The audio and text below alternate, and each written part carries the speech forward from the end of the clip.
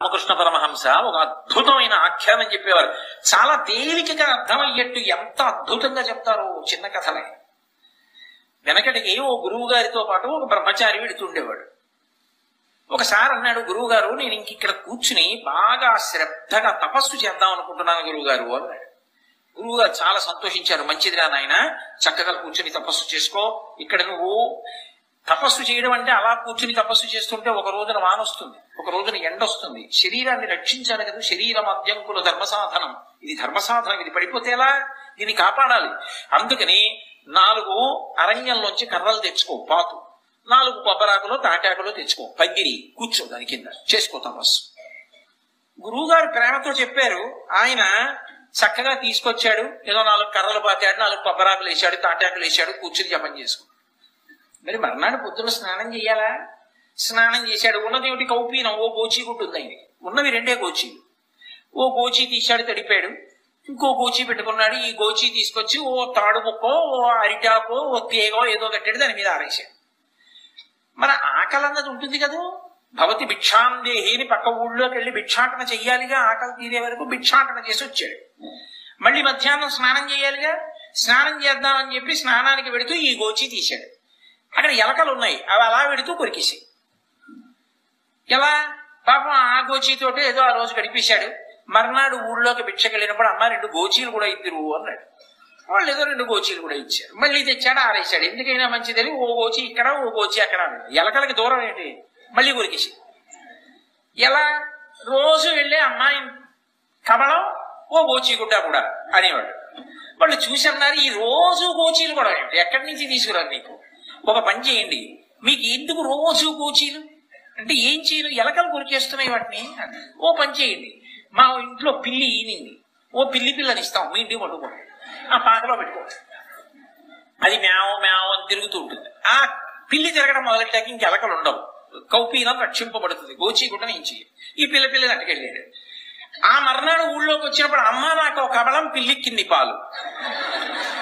ఓ రోజు పాలు ఎక్కడ ఇస్తాం, అవి విరిగిపోతాయి ఒక్కొక్క రోజున, ఇబ్బంది కదా. పిల్లి మళ్ళీ ఆకలి వేస్తే నీ చుట్టూ మేవ మేవ అని తిరుగుతుంది, ఎక్కడ తెస్తావు?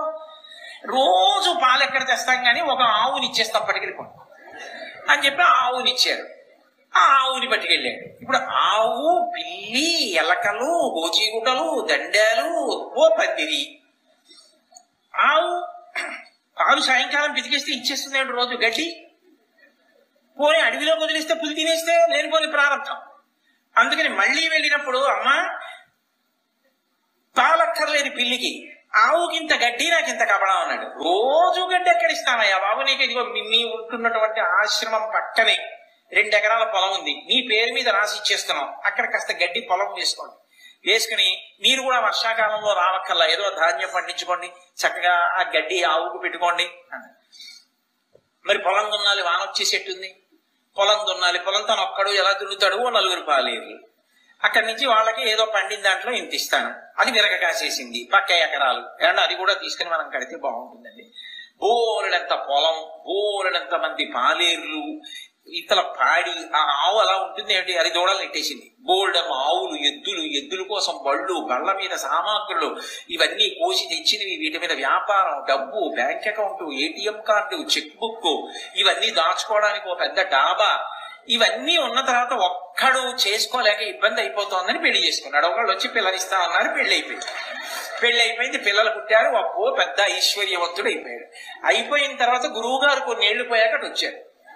ఏమిట్రా ఇక్కడ పందిరి కదా వేసుకోమన్నా, ఇంత మేడుంది, ఇంతమంది పిల్లలు, ఈ భార్య, ఈ నౌకర్లు, ఈ ఐశ్వర్యం ఏమిటిదంతా అని ఆశ్చర్యపోయి, బాబు ఇక్కడ ఓ బ్రహ్మచారి ఉండేవాడు జపం చేసుకుంటూ, ఎక్కడున్నాడని అడిగాడు.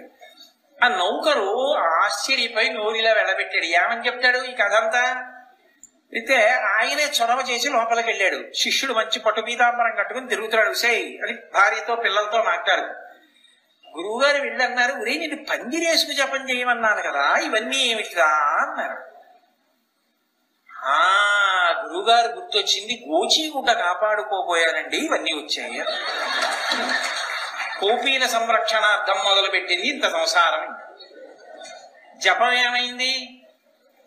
ఆశ్రమం ఏమైంది? నువ్వు ఎందుకు వచ్చినట్టు గృహస్థాశ్రమంలోకి? తినడానికి సంపాదించు, ఏవి ప్రాథమిక అవసరాలో సంపాదించుకో, నీకు వస్తే దానం చేయి. కానీ ఇంకా వెంపర్లాటతో అదే పనిగా సంపాదించడమే ప్రధానంగా సంపాదన కోరిక, సంపాదన కోరిక. ఓడి తెచ్చావు, పెట్టావు, తృప్తే, ఇంకేదో తేవాలి. మంటలో నీళ్లు పోస్తే ఆరుతుంది కానీ నెయ్యి పోస్తే ఆరుతుందండి. రెండు నీళ్లలా ఉందని చెప్పి నెయ్యి ఎట్టుకొచ్చి పోసారనుకోండి, భగ్గున మండుతుంది. కోరికని తీర్చుకుంటూ వెడితే కోరిక ఆగుతుందా? భగ్గున రేగుతుంటుంది. తృప్తి చేత కోరికని గెలవాలి, లేకపోతే ఆయుర్దాయం అయిపోతుంది. ఇవన్నీ అక్కర్లేని పరుగులన్నీ తీసావు, 5 మేడలు కొన్నావు, 100 ఎకరాల పొలం కొన్నావు, మంచిదే, నేనేమి తప్పటట్లేదు, నాకేం బాధ లేదు, నేను ఈర్ష్య పట్టం లేదు.